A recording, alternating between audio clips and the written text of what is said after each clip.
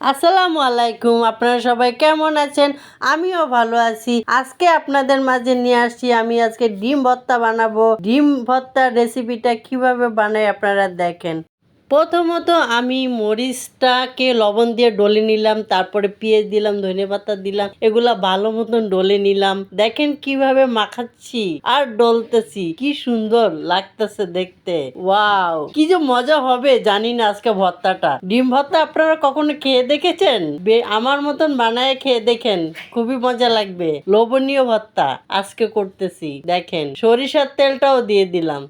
কি মজা লাগবে আজকে ভর্তা।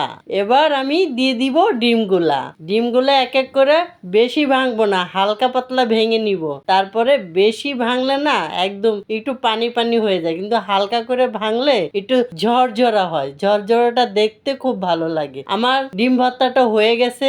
এখন আমি ডিম ভর্তা দিয়ে গরম ভাত খাবো। আজকে আমি নিজেই ডিম ভর্তা দিয়ে তাড়াতাড়ি করে গরম ভাত খাচ্ছি। দেখেন কি মজা করে মাখাচ্ছি। এবার আমি খেয়ে নিব। আমার ডিম ভর্তা যদি আপনাদের ভালো লেগে থাকে, আমাকে লাইক কমেন্ট শেয়ার করবেন। আল্লাহ হাফেজ।